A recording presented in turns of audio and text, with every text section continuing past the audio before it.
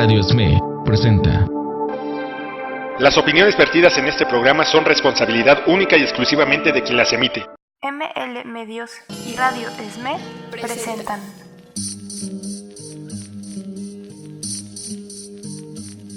Yo pregunto a los presentes, Forjando futuro, si no se han puesto a pensar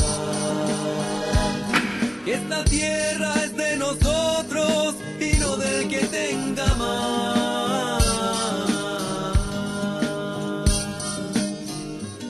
un programa para promover la acción y reflexión en torno al acontecer político, nacional e internacional.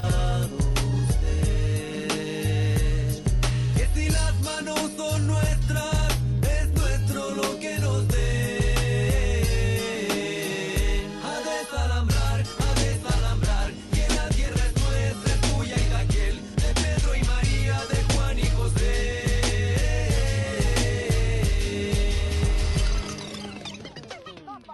Buenas noches, buenos días, buenas tardes, dependiendo de la hora en que nos escuchen. Ya estamos en vivo una vez más en Forjando Futuro. El día de hoy, además, estamos cumpliendo 4 años de transmisiones, entonces los invitamos a que celebren con nosotros, porque han sido muchísimos aprendizajes y ha sido toda una experiencia para cada uno y cada una de nosotros.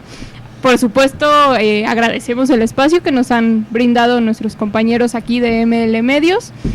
Si mal no recuerdo, de hecho creo que fuimos el primer programa en sumarnos a la plataforma. Entonces, pues hemos ido ahí acompañándonos en los procesos, ¿no? Entonces, pues sí, invitarles a que sigan escuchándonos, porque por supuesto que no podría haber transmisiones si no hubiera nadie del otro lado, ¿no? Y bueno, el día de hoy vamos a hablar acerca de, bueno, es un tema complejo, como la mayoría de las veces sí queremos como hacer la advertencia de que, bueno, no somos expertos en estos temas, son aproximaciones y es parte también de nosotros mismos empezar a conocer diferentes procesos, ubicar, digamos, diferentes experiencias revolucionarias que se están dando en el mundo y pues qué podemos aprenderles a ellas y qué podemos pues también empezar a reflexionar aquí en nuestro día a día, ¿no?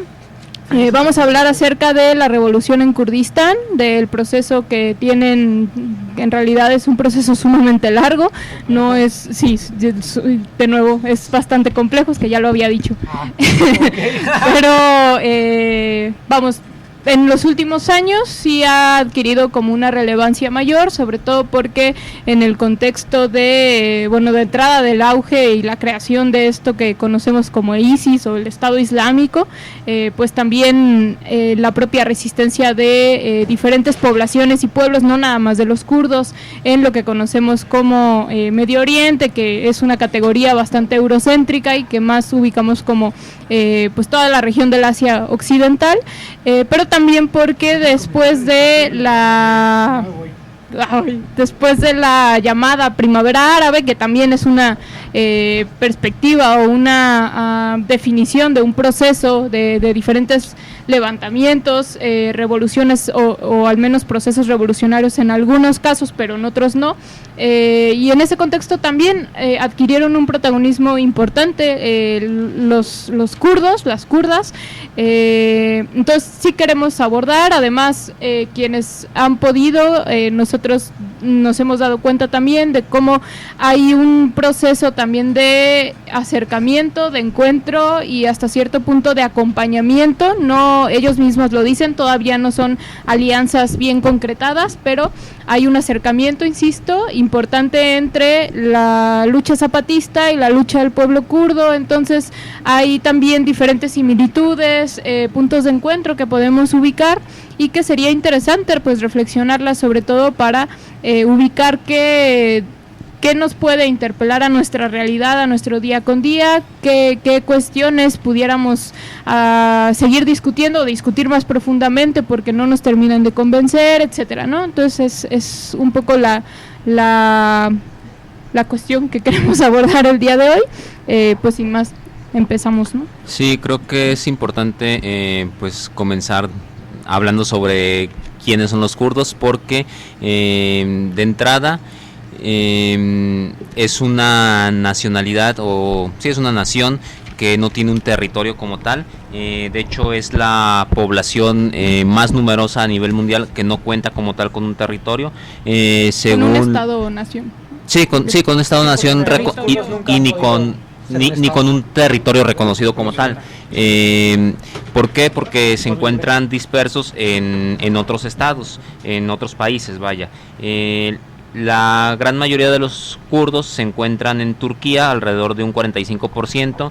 Le siguen en cuanto a porcentaje en Irán, Irak, donde entre estos dos en conjunto prácticamente conjuntan otro 45% de los kurdos, casi un 5% en Siria y a menos numerosos distribuidos en otros países como Armenia, e incluso una importante diáspora o migración kurda hacia diferentes países de Europa, sobre todo lo que es Reino Unido, Suecia y Francia, así como Alemania.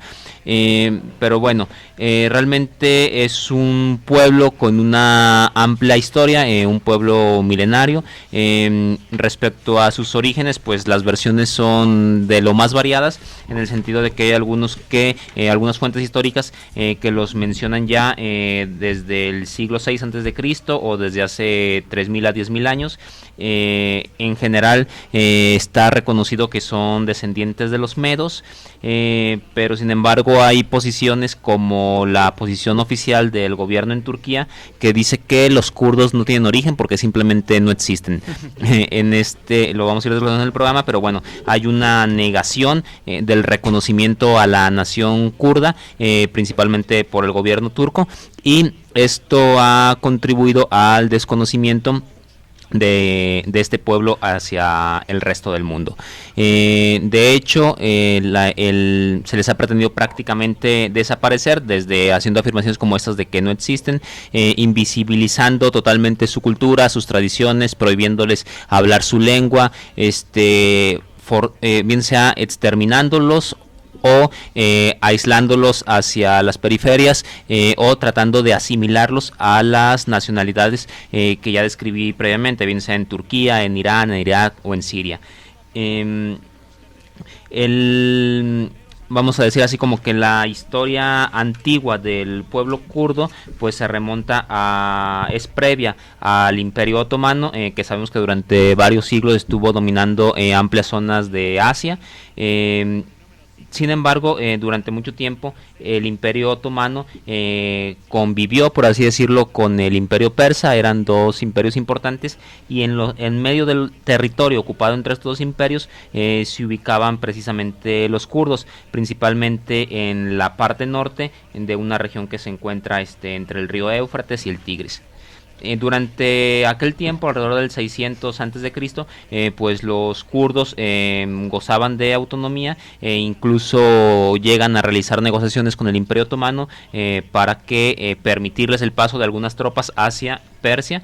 Sin embargo, a medida que el Imperio Otomano va adentrándose en territorio kurdo, pues quiere hacerse cada vez de más funciones, y ven como lastimada su autonomía a los kurdos, y por lo tanto comienzan a darse los primeros levantamientos precisamente en contra del Imperio Otomano. Tenemos entonces así una amplia historia donde diferentes naciones o pueblos, específicamente el otomano, estuvo oprimiendo a los kurdos. Bueno, recordemos que durante la Primera Guerra Mundial, pues uno de los, o el bando que resulta derrotado precisamente es en el que se encontraba el Imperio Otomano. A la par de esto va surgiendo un movimiento nacionalista en el Imperio Otomano, que por lo que pugnaba era por la creación de una república turca. Y finalmente esta serie de acontecimientos va un poco como cambiando las condiciones, o parecía que iba a cambiar las condiciones de la población kurda. Al término entonces de la Primera Guerra Mundial, se le promete a los kurdos que iban a poder tener un territorio reconocido como tal para constituirse como nación. Sin embargo, pues este tratado no es respetado, específicamente no es respetado por Francia e Inglaterra, que se dividen los principales territorios de lo que fue el Imperio Otomano. Por ejemplo, Francia se queda con el Líbano y se queda con Siria, Inglaterra se queda con Irak y se queda con Jordania, y Persia se convierte en lo que es ahora Irán. Hay como diferentes versiones, pero la mayoría apunta a que la principal razón por la cual no se respetaron esos tratados es que pues esta zona, o estas zonas más bien, son ricas en petróleo, y pues bueno, evidentemente a las potencias europeas les interesaba quedarse con el control de las mismas. Decía que a la par de esto va surgiendo entonces un movimiento nacionalista en Turquía, que lo que hace es reivindicar un movimiento realmente chauvinista, racista, que defiende la supremacía, vamos a decirlo así, de la raza turca, y por lo tanto trata bien sea de exterminar a todas las otras nacionalidades como la kurda, como la armenia, o en su defecto pues de asimilarlas a la cultura turca. En este sentido, pues las poblaciones turcas kurdas son obligadas a abandonar en muchas ocasiones su idioma, a ya no seguir sus costumbres, y se les implanta, sobre todo a partir de la educación, pues la idea de una Turquía única, homogénea y unida. Sin embargo, pues no logran los turcos como que desaparecer esa conciencia histórica de lo que es el pueblo kurdo, así como tampoco lo lograron en Irán, así como no lo lograron en Siria y como no lo lograron en Irak, por ejemplo. Sí, quizá como fortaleciendo esta idea de a qué obedece este fraccionar a los territorios, ¿no? Por un lado se habla de que también había una intención de controlar políticamente no solo a los kurdos, sino a otras nacionalidades que existen en esta zona, que existían en esta zona, que de hecho muchas de ellas han sido exterminadas. Y por otro lado, el tema de que el territorio es verdaderamente rico en muchas cosas, ¿no? Por un lado se encuentra justamente entre estos dos ríos, ¿no? Entre el Éufrates y el Tigris. Entre ciertos países que sirve como gasoductos. Claro, y de hecho una de las cuestiones que más se enfrentan justo es la imposición de proyectos muy similares a los que acá vivimos con esto de los megaproyectos, ¿no? Además de que, por ejemplo, en el caso de el territorio de Kurdistán, que se encuentra en Turquía, posee la mayor cantidad de agua que utiliza Turquía, además de dentro de las riquezas petroleras también es prácticamente el 100% del petróleo de Turquía y de Siria, que están en las regiones kurdas. En el Irak kurdo está el 75% del petróleo de este país, en el Irán del Kurdistán también está el 50% del petróleo de ese país. Entonces nos imaginamos pues lo disputado que está haciendo este territorio, ¿no? Y que históricamente es este territorio, y que por ello pues el cederles un Estado-nación específicamente para ellos, pues no ha estado nunca realmente contemplado en las potencias, ¿no? Un poco es una situación similar, aunque de hecho muchísimo más extendida a la que viven, por ejemplo, en Palestina, o a la que viven otros pueblos en esta región. De hecho, por ejemplo, el pueblo kurdo se habla de que es la tercera minoría étnica dentro de todo lo que es Asia Occidental, únicamente después de los árabes y de los turcos, ¿no? Entonces nos imaginamos que es bastante numerosa, pues, entonces, y justamente pues está repartida en bastantes territorios. Y aparte demasiado amplia en sentido cultural, ¿no? En general, Asia Occidental es un mundo. Incluso es interesante porque también se habla de que, bueno, históricamente tampoco ha sido una cultura o un pueblo que haya tenido como una homogeneidad de, por ejemplo, de pensamiento religioso, ¿no? Sino que hay kurdos de diferentes religiones, sí, la mayoría pueden ser musulmanes, pero hay incluso cristianos, hay judíos, ¿no? Ajá, entonces esta cuestión también es muy característica y sobre todo porque generalmente los conflictos en esta zona del mundo se tratan de disfrazar como únicamente conflictos étnico-religiosos, ¿no? Entonces como una disputa de diferentes religiones por los territorios, etcétera, cuando va muchísimo más allá de esto, ¿no? Sí, que bueno, ya decíamos que están distribuidos entonces en territorios de diferentes países. Nación. Y a partir de ahí pues también los procesos que han llevado en cada país para luchar por su independencia pues ha sido distinto, por así decirlo. Por ejemplo, en el caso específico de Irak, pues originalmente la ONU había reconocido como entidad autónoma una parte de Irak, y bueno, se les permitía un poco que llevaran un gobierno hasta cierta medida autónomo. Sin embargo, pues uno de los mandatarios kurdos que decide llevar a cabo un referéndum un poco similar a lo que ocurrió en Cataluña, para que la población decidiera si se independizaba de Irak, y evidentemente ganó el sí. Sin embargo, pues el gobierno de Irak pues no permitió que esto se llevara a cabo así, y por el contrario ingresó al territorio kurdo, llevando a cabo una represión pues bastante sangrienta. Algo similar ocurre en Irán, donde también había un territorio que gozaba de cierta independencia. El líder entonces de ese territorio kurdo pues declara la República de Mahabad, que realmente pues era un territorio bastante pequeño, de apenas 15 kilómetros cuadrados. Eso fue en 1946, donde esta zona se encontraba un poco dividida entre la influencia del Ejército Rojo por parte de la URSS y del ejército del Shah de Irán. Originalmente la URSS da un poco su beneplácito para que se funde este territorio, por así decirlo. Sin embargo, después negocia la URSS con Irán, y 11 meses más tarde el ejército del Shah de Irán igualmente ingresa y realiza una tremenda represión contra la población kurda ahí asentada. En el caso de Siria, por ejemplo, pues también venía ya llevándose a cabo un proceso de agrupamiento de fuerzas para lograr la independencia y la conformación de un Kurdistán, y es a partir de la guerra civil que se desata en Siria que los kurdos en Irán se hacen de territorios, sobre todo al norte de Siria, que es lo que se conoce como la Rajava. Y en el caso de Turquía, pues también hay diferentes movimientos importantes por la liberación kurda, donde quizás el más importante de ellos sea el PKK, el Partido de los Trabajadores Kurdos, que iremos un poco desglosando. Bueno, sí, bueno, como vemos, el pueblo kurdo tiene una larga trayectoria de resistencia frente a las potencias que han querido subyugarlos. Sin embargo, han resistido. De hecho, en la década de los 60, al igual que muchos pueblos del mundo, pues, se resistieron a estas tentativas de colonizarlos. Y bueno, en los 70s, en 1978, se funda precisamente el Partido de los Trabajadores del Kurdistán. Bueno, que se funda originalmente con una teoría o ideología marxista-leninista.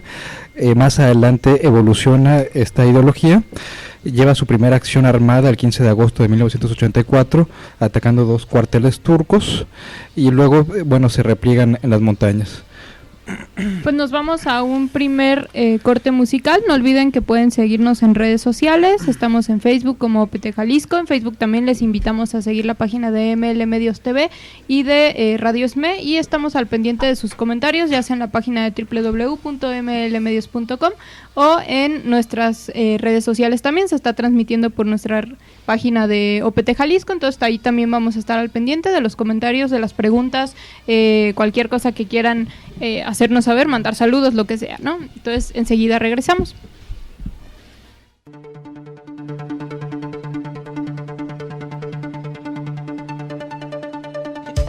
En un momento regresamos con Forjando Futuro.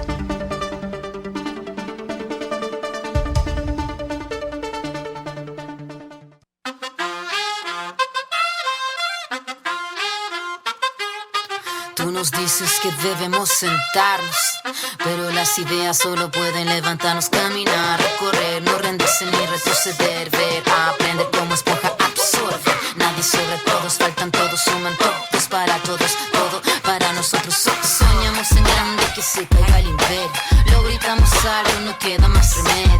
Esto no es utopía, es alegre rebeldía del baile de los que sobran, de la danza tuya y mía. Levantarnos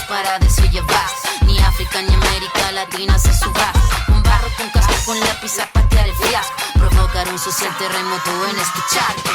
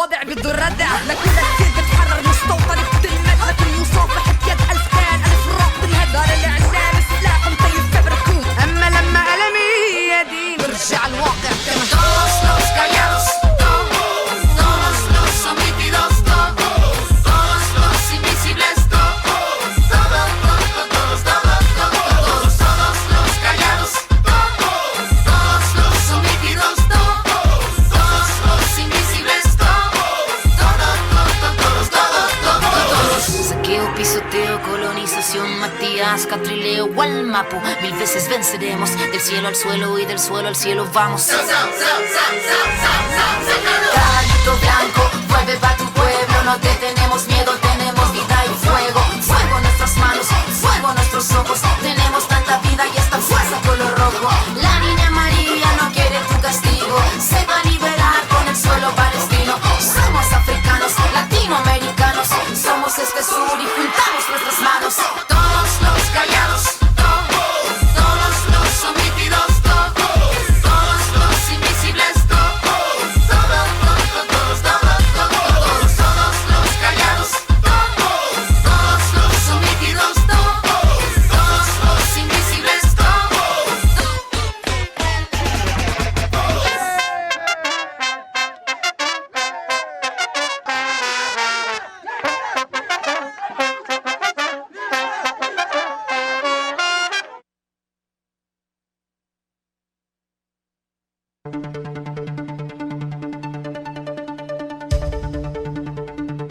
Estás escuchando Forjando Futuro.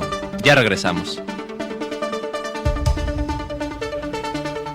Ya estamos de regreso aquí en Forjando Futuro. Bueno, a ver, David me está exigiendo la palabra. En realidad le estoy arrebatando el micrófono a Lucía. Alejandro. Sí, también a los dos.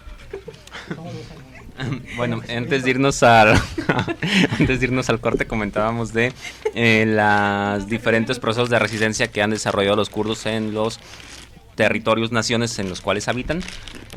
Y, por ejemplo, en el caso del norte de Siria, lo que se conoce como la Rojava, que en kurdo es occidente, porque de acuerdo a cómo están distribuidos en los países, queda como al occidente de lo que se planteó en algún momento como Kurdistán.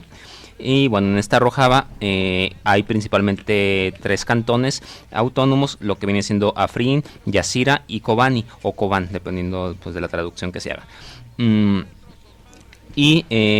Hace algunos años, en el 2014, fue muy mencionado en los medios Kobán, porque se volvió un foco de resistencia importante contra ISIS o el Estado Islámico. Sabemos que el Estado Islámico pues tiene armas de gran potencia de fuego y cuando llegan a atacar la región de Kobán, pues prácticamente para todos era como que un hecho que iban a pasar por encima de la resistencia kurda. De hecho, quizá simplemente decir, ¿no?, que también antes de que llegara el Estado Islámico o ISIS, el ejército ya había retirado, Los peshmergas.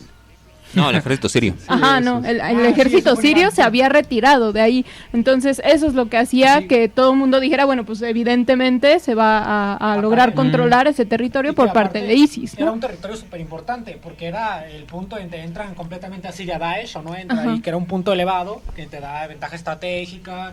Prácticamente controlar esa región te daba el acceso a ingresar a Siria, ingresar a muchos otros países, incluso llegar hasta Rusia, de cierta manera acceder a ciertos países. Sí, por lo menos irse fortaleciendo en toda esa región, ¿no? Sí, era un punto súper importante, ¿no? Y que al fin y al cabo, efectivamente, Siria, Estados Unidos dejan completamente esa región, la abandonan, y quien la defiende al fin y al cabo, pues son los pobladores de ahí, generalmente. Ahora sí puedes narrar esa resistencia, David.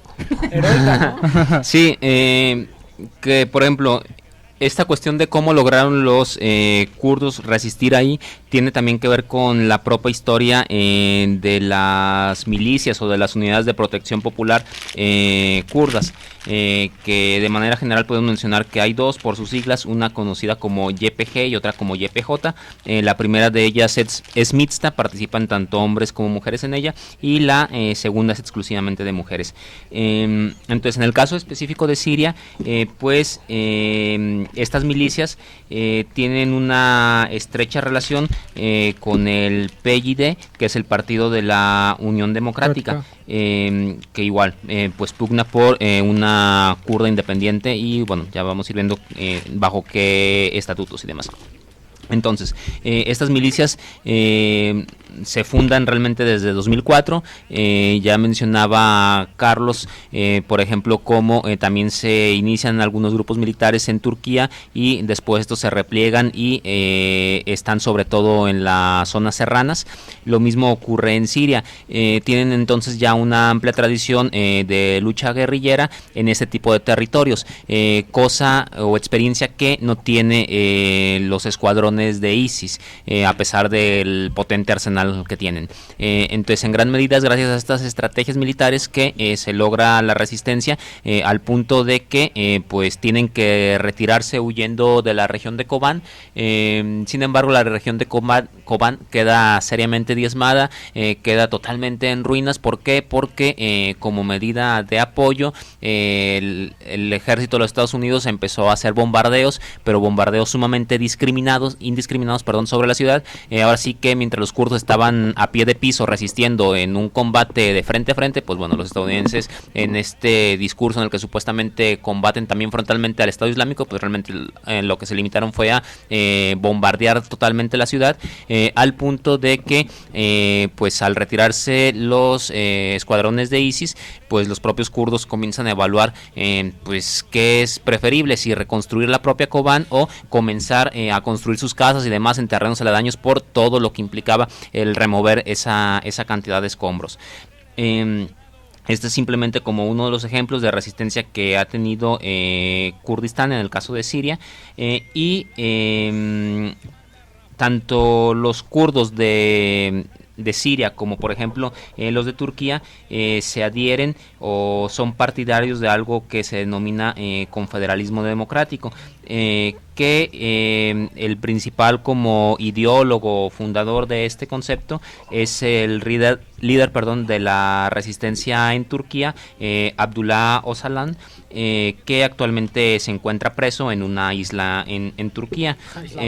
Sí, literalmente aislado.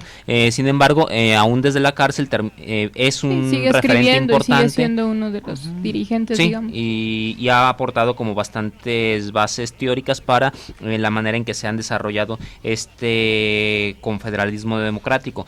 Se ha comenzado a desarrollar principalmente tanto en los territorios del norte de Siria como en territorios de Turquía. Sí, bueno, primero, no es que haya dos organizaciones, no únicamente las unidades de protección kurdas y las unidades de protección femenina, sino que son un grupo enorme de organizaciones que se juntan en el Koma Shibaka en Kurdistán, que es la unión de todas estas organizaciones dentro, ¿no? Obviamente las más representativas, el PKK, ¿no? Con sus unidades de protección distintas, pero que no son únicamente dos, sino que en todo el territorio que ocupan el Kurdistán en distintos países hay una infinidad de milicias que tienen una infinidad de ideologías, pero que se unen en una sola, ¿no? Que es el Komashibaken. Y bueno, muy importante también el tema de Öcalan, con el confederalismo democrático, ¿no? Que al fin y al cabo es el planteamiento que él tiene sobre cuál es la solución al conflicto en general en Asia Occidental.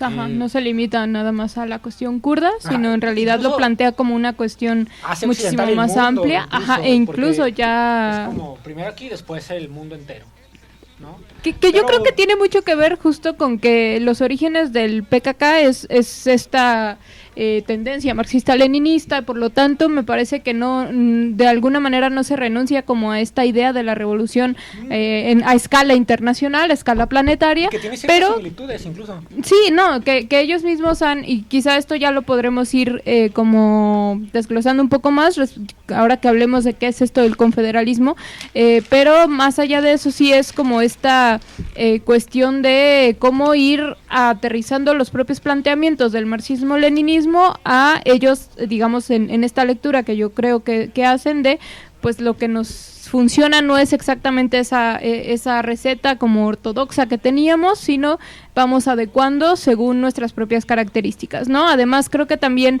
responde mucho al hecho de que, como lo han estado comentando, están en 4 estados-nación distintos, la propia resistencia kurda es sumamente heterogénea, en donde incluso, por ejemplo, de pronto, no sé si les ha tocado leer, hay algunos compañeros todavía que dicen que los kurdos son aliados de Estados Unidos y no sé qué, ¿no? Pero muy como en el sentido de que quizá hay determinadas situaciones históricas bien concretas en las que, por ejemplo, se han servido de determinadas posiciones de Estados Unidos para poder defender sus territorios, ¿no? Ha sido incluso un tema, por ejemplo, con lo que comentaba David, del bombardeo que se hizo.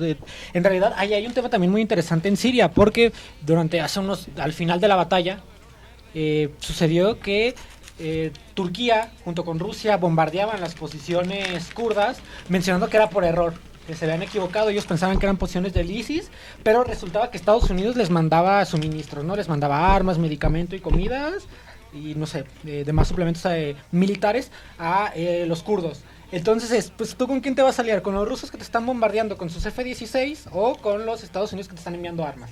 No, era simplemente, pues también un tema de que te conviene y cómo vas a mantener la posición, ¿no? De a lo mejor puedes no aliarte con el capitalismo más duro que hay en el momento, Estados Unidos y demás, o puedes dejarte caer, ¿no? Sin armas, porque al fin y al cabo ocupas combatir. Entonces también era una cuestión de táctica, de qué hago, en dónde me encuentro y qué hago. Y muchas veces estas alianzas, a lo mejor no muy bien vistas, pero que les han funcionado para al menos ir avanzando en su lucha, ¿no?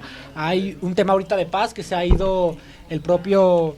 el líder del confederalismo democrático, Abdullah Öcalan, ha ido, el propio Abdullah ha ido, por ejemplo, llamando a que los propios kurdos mantengan esta alianza con Estados Unidos por la paz, ¿no? En el mes anterior prácticamente les llamó para votar, por ejemplo, en Turquía, en lugar de irse, les llamó la tercera vía.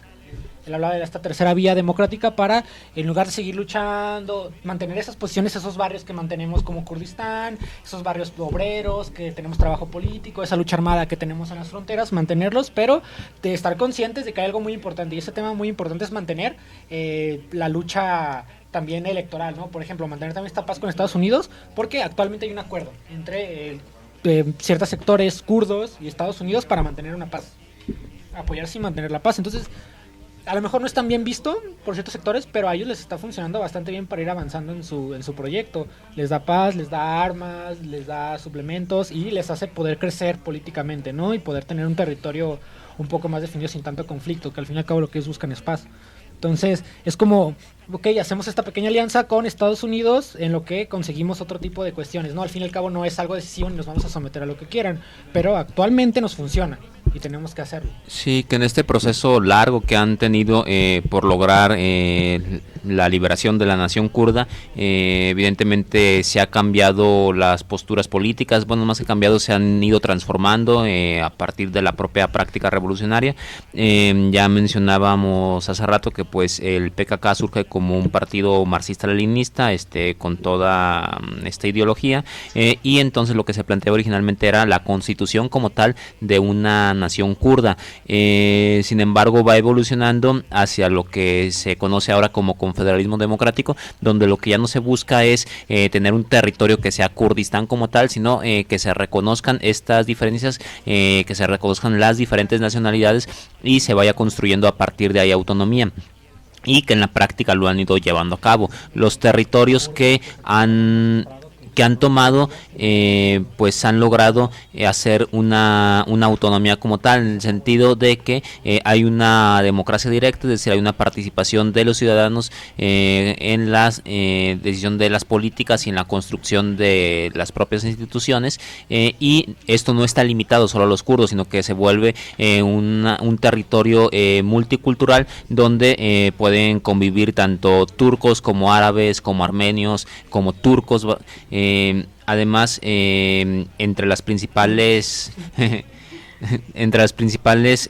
como características que distinguen al confederalismo democrático, pues es que su postura, por un lado ecologista, en el sentido de ir en contra de un desarrollo sin más ni más, sino que al contrario entiende que el desarrollo tiene que como que subordinarse a las condiciones ecológicas, y otro pilar importante es el papel que juega en el feminismo, el papel que juega la liberación de la mujer, sobre todo en una cultura como estas influenciadas por los musulmanes, pues por el Islam, y a partir de ahí lograr como una autonomía y un reconocimiento como iguales entre hombres y mujeres.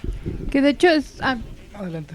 No, bueno, primero una cuestión, ¿no? Que me parece que también hay que ser bien claros en que estas alianzas, que yo pondría un poco entre comillas, son más bien como decisiones tácticas que se van tomando, pero que no hay realmente, por ejemplo, un sentarse a la mesa y decir con Estados Unidos, órale, pues vamos de aliados en esto y esto, ¿no?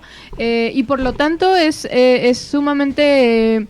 como reduccionista, como una lectura muy superficial, decir que sí hay una alianza, ¿no? Sobre todo porque justo en estas definiciones políticas que van tomando, y que también hay que insistir, no es una cuestión de todo el pueblo kurdo, ¿no? Sino que hay heterogeneidad en las propias posiciones, en las organizaciones, en las milicias, etcétera.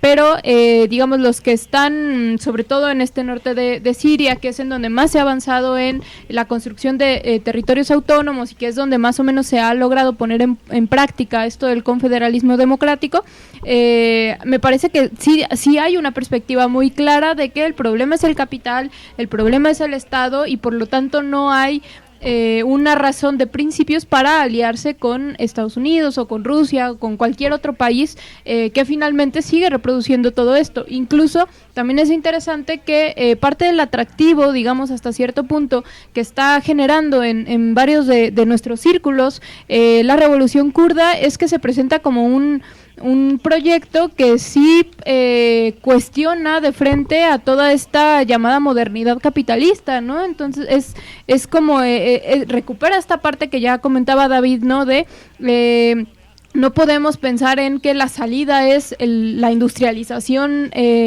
masiva, ¿no? Que es un poco la salida que planteaba la URSS precisamente, ¿no?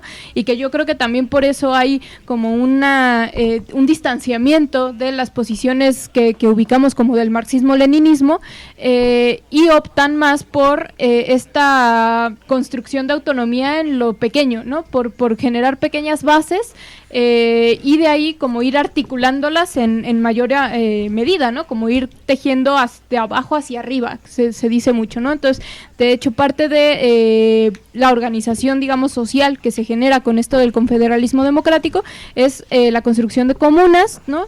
Que en realidad es una cuestión sumamente marxista, ¿no? Digamos, en los términos más de fondo, ¿no? O sea, me parece que la mayoría de los planteamientos del marxismo justo lo que retoma llaman es la construcción de soviets, la construcción de estas unidades de base, ¿no? Que sea de ahí de donde se pueda decidir realmente los rumbos y que haya justo estos espacios lo más democráticos posibles, lo más amplios posibles, en donde participen los más posibles para que se puedan tomar estas decisiones, ¿no? Entonces, en el caso del Kurdistán, lo de estos territorios en específico que han podido ir construyendo, lo que se tienen son comunas, ya sea barriales o ya sea, digamos, lo que ubicamos aquí como municipales, depende de cuánta población existe, ¿no? El país, en Turquía es más bien cuestión barrial. No, y también la propia represión que se vive en los distintos estados es sumamente diferente. Sí, en Turquía es muy agresiva la represión y sí hay tal cual una política desde el Estado para exterminarlos prácticamente, ¿no?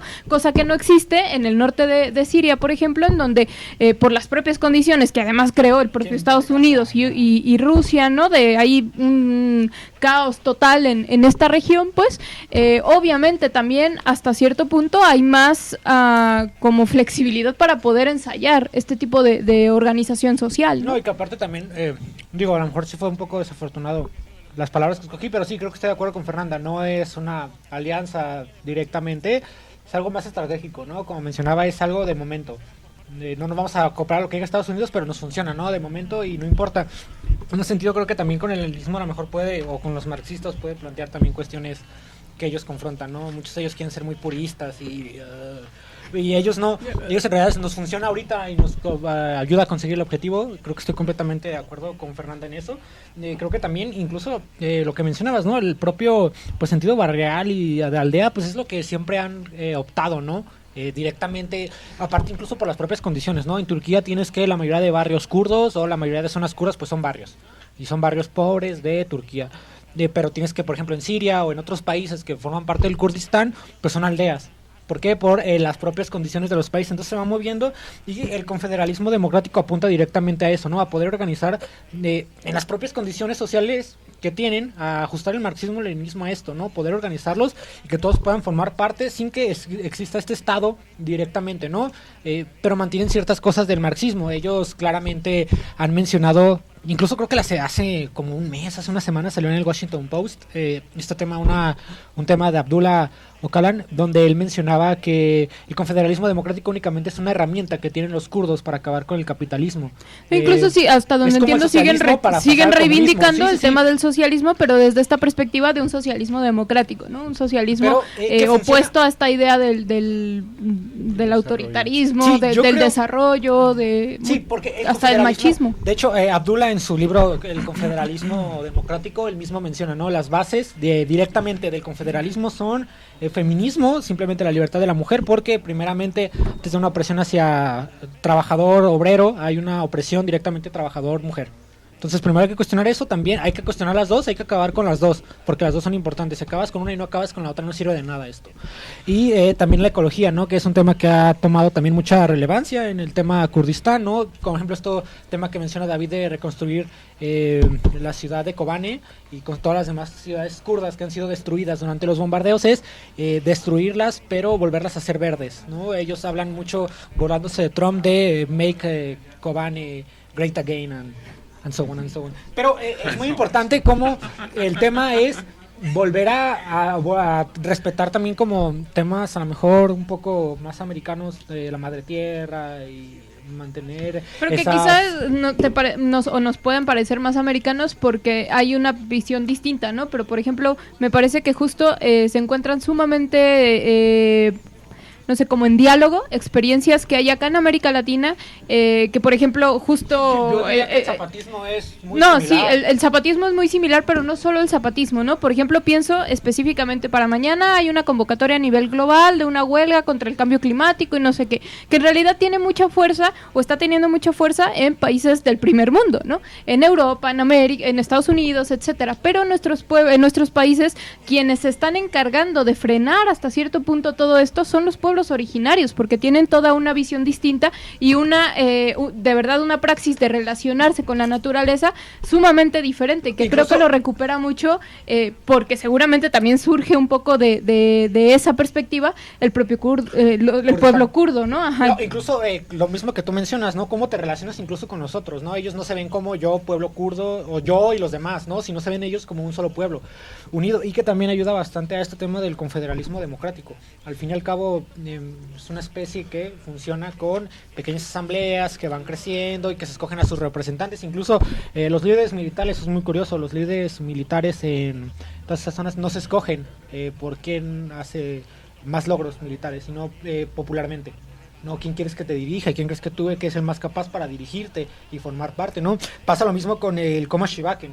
El Komashibaken Kurdistán, que es donde se agrupan el PKK y todas las demás organizaciones de todos los países, funciona básicamente igual, ¿no? Se escogen pequeños representantes de aldeas, de pueblos, de barrios, van a una organización, escogen a otro, y basta que deciden quiénes son los dos que están hasta arriba, que siempre son un hombre y una mujer, ¿no? Que es muy importante también ese tema. Otro tema muy importante, por ejemplo, creo que esto es más del PKK, no del Komashibaken, porque el Komashibaken no es tan confederalismo democrático, pero el PKK, por ejemplo, siempre en la organización, al menos en cuanto a temas administrativos y demás, como de organización, no tanto militar, siempre hay un hombre y una mujer, ¿no? Militarmente no puedes tener, ¿no? Dos personas. Pero incluso militarmente lo que comentan es que sí 50, ya hay... 50, pero no hay como dos. No, y no solo 50-50, sino que ya hay batallones en donde la mayoría de las dirigentes son mujeres, aun cuando el propio batallón sea además varones, ¿no? Entonces sí. Es interesante también cómo le han dado esta importancia a la paridad, pero no, de hecho no reduciéndola, aunque también implica una cuestión de igualdad de número de representantes. Por ejemplo, en las asambleas ahí sí es 50-50. Los dirigentes como más organizaciones son 50-50, líderes arriba y sublíderes son dos, o sea, un hombre y una mujer. Eso también es muy importante, ¿no? Hay otro tema que es muy interesante. Creo que Carlos también quería comentar. En todo el PKK, que es, en realidad los hombres no opinan de nada del tema de las mujeres, es como... está directamente en los estatutos. O sea, pero de hecho no solo, ¿no? O sea, bueno, evidentemente no sé qué tanto así, porque puede ser limitado la información que tengo, ¿no? Al menos lo reconozco. Pero, por ejemplo, en uno de los encuentros de mujeres que organizaron las compañeras zapatistas, nos tocó escuchar a una compañera que venía del Kurdistán y que nos platicaba cómo se organizaba el tema de mujeres. Por ejemplo, sí, bueno, ellas formaron el propio ejército de mujeres, que es parte del partido, y ahí sí, pues no hay una intervención de los varones en las decisiones ni en nada de eso. Hay también cooperativas solo de mujeres, hay diferentes como rubros que son únicamente de mujeres, pero ellas sí plantean que, por ejemplo, la discusión sobre la lucha contra el patriarcado, la lucha contra el machismo, etcétera, sí tiene que ser de toda la organización en su conjunto, ¿no? Entonces, también ellos incluso tienen formas para... Por ejemplo, si hay algún compañero que comete algún tipo de violencia, ¿no? Hay formas de darle seguimiento, sí, incluso sí. Los mandan a una especie de escuela, digamos, para es que aparte, reflexionar si al respecto. Del PKK, tienes que pasar por una escuela de formación sobre exacto, feminismo. Está bien interesante eso, porque sí, son ya, digamos, otros niveles en los que acá apenas estamos como que discutiendo un poco eso en las organizaciones mixtas, ¿no? Y ahí todavía se preguntan si debe de haber una organización de mujeres en el sí, y ahí con todo y que están atravesados por una guerra, ¿no? Porque verdaderamente en muchas de esas regiones es tal cual estar huyendo a los ejércitos de los estados-nación en los que se encuentran, aún así, o de Daesh, aún así pueden organizarse con todo el tiempo y con toda la paciencia para entender y lo dicen tal cual, ¿no? No puede haber solución por medio del Estado, y si no acabamos con y no se puede acabar con el Estado si no acabamos también con el patriarcado, ¿no? Entonces lo ven como una cuestión que va totalmente de la mano. No se puede acabar con el capital sin acabar con el patriarcado. Por lo tanto, es interesante que, por ejemplo, el propio dirigente, aun cuando no es de él únicamente de quien sale todas estas reflexiones y todos estos postulados, sino que es un proceso colectivo, obviamente, pero que pueda estar sintetizando él u otros, pero cómo tienen digamos, como esta comprensión, también los compañeros del Kurdistán, ¿no? Los varones, digamos, o me refiero pues a los varones sobre esta situación, ¿no? A mí me llama mucho la atención, justo porque yo veo en el día a día que es bien complicado plantear este tipo de temas, ¿no? Entonces, ver cómo hay digamos, luces, no sé, respecto a que sí se puede, respecto a que sí hay avances, y claro, habrá cosas, por supuesto, que se tienen que reflexionar más, que indagar más, que cuestionar incluso, ¿no? Pero sí, me parece que por lo menos sí muestra que es posible plantear formas de revolución que puedan ir dejando atrás esta idea de que primero es una cosa y luego es otra cosa, y un poco esta cuestión como etapista, ¿no? Sí. Perdón, no, me confundí. Creo que, por ejemplo, es muy importante. Por ejemplo, hay un documental de RT. Digo, yo no, primero, aclarar, yo no creo que sepa más que la muchacha kurda. Definitivamente, lo poco que sé de kurdo no me sirve para no traducir todo, pero estoy de acuerdo en general con lo que has dicho, ¿no? Creo que efectivamente Abdullah, yo no creo que Abdullah sea... Aclaración, Fernanda escuchó a una muchacha turca, ella no es la muchacha turca. Kurda, perdón, turca. Sí, David sigue pensando que todos los turcos son turcos, aunque no le importa un carajo a él. Pero, digo, no creo que definitivamente sepa más que ella, definitivamente creo que si lo dice tiene más razón que cualquier cosa que pueda decir, pero es muy interesante, ¿no? Yo también creo que Abdullah definitivamente, por muy bueno que lo pueda considerar, creo que efectivamente debe cometer errores, debe tener imprecisiones, debe de ser una persona que definitivamente absorbe lo demás que viene de la organización y que lo condensa y lo expresa, y que de ahí se baja la demás organización, sube para él y él también lo difunde, porque esa parte el que más visibilidad tiene. Pero sí hay cosas muy interesantes, ¿no? En lo que ha escrito, digo, su libro Confederalismo Democrático, desde ahí escribir que el feminismo y la ecología son parte esencial de la organización y que sin eso no va a funcionar para nada lo que están haciendo. Es una declaración muy importante, ¿no? Y que aparte sirvió para estructurar el PKK, ¿no? Y también para influir en todo el Koma Shivakin, porque al fin y al cabo le dio organización a todo el Kurdistán y a todos los kurdos y ha servido de guía, ¿no? Sí ha sido muy interesante, ¿no? Cómo ven este modelo del confederalismo democrático como muy similar a lo que dice el marxismo, ¿no? O sea, el socialismo es un medio para acabar con esto y llegar al comunismo. Ellos lo ven igual en la situación actual y creo que en esto estoy muy, muy de acuerdo con Abdullah. No hay manera ahorita de acabar con el estado de golpe. Eso es imposible, es una tontería. Y él lo ve, esto que estamos haciendo, esta organización que estamos creando, este tipo de a lo mejor Estado-Nación que queremos crear kurdo, es una herramienta únicamente para acabar con el Estado. No es el definitivo esto que estamos haciendo, ¿no? Es importante entender que cualquier cosa que hagamos es para acabar con el Estado capitalista o con cualquier tipo de Estado-Nación y reunirnos en un tipo de sociedad donde podamos vivir como vivíamos antes, ¿no? Aldeas que comparten un territorio, grupo de gente que comparte un territorio pero que no tiene por qué estarse peleando, que no hay problemas de multiculturalidad, no hay problemas de racismo, respetamos la ecología, ¿no? También un tema bastante cercano a tipo pueblos originarios, ¿no? Que es lo que son directamente los kurdos y que es muy importante retomarlo y que aparte en el contexto Asia-Occidental pues deben de ser la parte de Asia Occidental más progresista que hay, debe ser la parte más avanzada definitivamente. Por mucho, ¿no? Incluso con el tema palestino creo que hay una diferencia enorme entre cómo los palestinos plantean las cosas a cómo lo plantean los kurdos. Que también por la situación material concreta. Sí, qué bueno, lo dijimos al mismo tiempo. Pero sí, ¿no? O sea, por la propia situación no critico para nada el proceso palestino ni ningún otro tipo de procesos que se pueda dar. Pero sí, definitivamente son el proceso más avanzado que yo veo y que podemos rescatar mucho, que tiene muchas similitudes con el zapatismo, definitivamente. Incluso podés hacer alguna analogía. También en Brasil hacen mucha analogía entre ellos y el ejército negro en temas de Ucrania, ¿no? Sí, ¿no? De la anterior Ucrania, del ejército negro. Hay muchas similitudes incluso en las declaraciones y temas que toman entre el ejército negro y los conflictos que tenían con el ejército blanco y el ejército rojo. Toman directamente muchas posturas de los que sucedió en Francia con el ejército negro cuando tuvo que ir a Francia, los dirigentes. Que finalmente creo que justo hay como muchos puntos de encuentro con todas las naciones oprimidas, ¿no? Con las luchas de los pueblos oprimidos. Lo que me parece bien interesante es que acá hay como esta definición de identificar cuál es el carácter de clase del Estado, ¿no? De plantearse, podemos estar o no podemos, mujeres, o podemos no estar de acuerdo, ¿no? Pero plantearse que para qué construir un nuevo Estado si finalmente el problema es del Estado, ¿no? Entonces esto a mí me parece, suena de entrada muy anarquista, pero creo que si lo discutimos más, lo reflexionamos más, sí tiene también una interlocución con el propio marxismo, y que más bien habría que afinar, creo, y que son discusiones abiertas desde hace bastantes años, por cierto, respecto a las formas, respecto a los cómo, sobre todo después de las experiencias que hemos tenido, ¿no? Y que ahí es en donde un poco está pues entonces hagamos una autocrítica, aprendamos de esas experiencias, veamos otras formas de hacer política y optemos por la que pueda resultar mejor para nuestras poblaciones, y que finalmente seguro es la que las propias poblaciones van construyendo, ¿no? Porque al final es eso, es apostarle a los procesos autónomos que van construyendo la propia gente, y claro, sacar lo más avanzado políticamente de ellos para poderlo,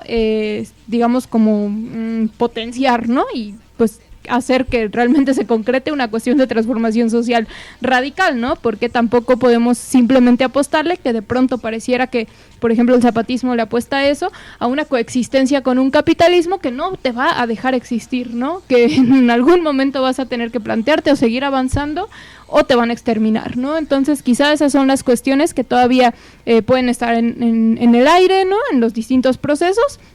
Pero que bueno, la invitación obviamente a quienes nos escucharon el día de hoy es a que puedan investigar más, a que se adentren un poco más en esto del proceso revolucionario en Kurdistán, porque me parece que sí es sumamente interesante, ¿no? Con esto terminamos el día de hoy. Rápidamente invitamos a quienes nos escuchen y a quienes conozcan a chicos que van a ingresar a la universidad.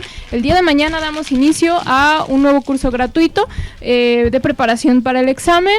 Pueden incorporarse, si no examen es ya mañana, el examen de a la universidad. Sí, de exclusión de la Universidad de Guadalajara para el calendario 2020A. Entonces, quienes conozcan a alguien, quienes estén haciendo trámites, mañana empiezan en el CUCH a partir de las 4 de la tarde, los viernes, y a las de 10 de la mañana a 2 de la tarde, los sábados. Son estos 2 días. Está más información en nuestra página web y seguramente en la página de Facebook, y seguramente estaremos informándoles en próximos programas. De nuevo, gracias a quienes nos escucharon y los esperamos el próximo jueves. Recuerden, las retransmisiones son los viernes a las 12 del día por Radio SME. Forjamos futuro organizándonos, resistiendo, escuchando y caminando. Forjamos futuro cuando decidimos no soportar más la realidad que nos imponen y decidimos transformarla. Les esperamos en la próxima emisión.